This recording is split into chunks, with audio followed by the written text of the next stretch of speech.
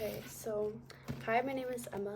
So for my delivery speech for communications, I'm going to be reading the last 2 pages from the book It Ends With Us. To give a little context, this book is about a girl who goes through just seeing her mother get abused by her father, and she grows a lot of hatred towards him. So eventually she meets a man that she loves, and he starts abusing her as well.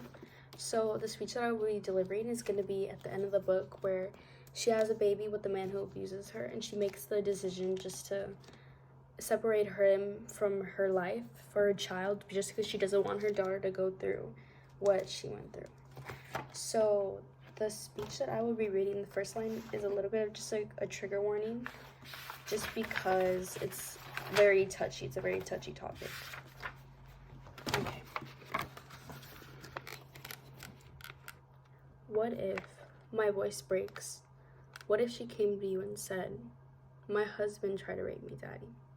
He held me down while I begged him to stop, but he swears he'll never do it again.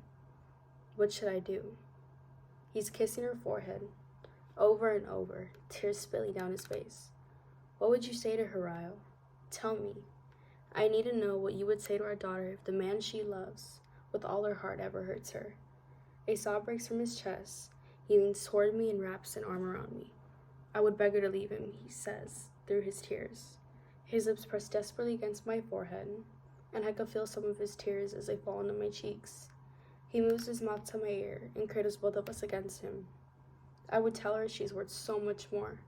I would beg her to not go back, no matter how much he loves her. She's worth so much more. We become a sobbing mess of tears and broken hearts and shattered dreams. We hold each other. We hold our daughter.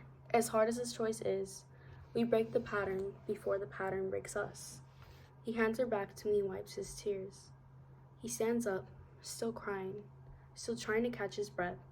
In the last 15 minutes, he lost the love of his life.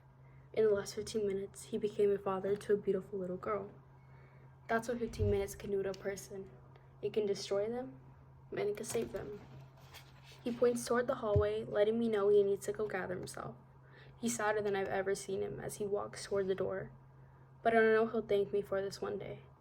I know the day will come he'll understand that I made the right choice by his daughter. When the door closes behind him, I look down at her. I know I'm not giving her the life that I dreamed for her. A home where she lives with both her parents who could love her and raise her together. But I don't want her to live like I lived. I don't want her to see her father at his worst. I don't want her to see him when he loses his temper with me, to the point where she no longer recognizes him as her father. Because no matter how many good memories she might share with Ryle throughout her lifetime, I know from experience that it would only be the worst ones that stuck by her. Cycles exist because they're excruciating to break. It takes an astronomical amount of pain and courage to disrupt a familiar pattern. Sometimes it seems easier to just keep running in the same familiar circles rather than facing the fear of jumping and possibly not landing on your feet. My mother went through it, I went through it, and I'll be damned if I allow my daughter to go through it. I kiss her on her forehead and make a promise. It stops here, with me and you. It ends with us. Thank you.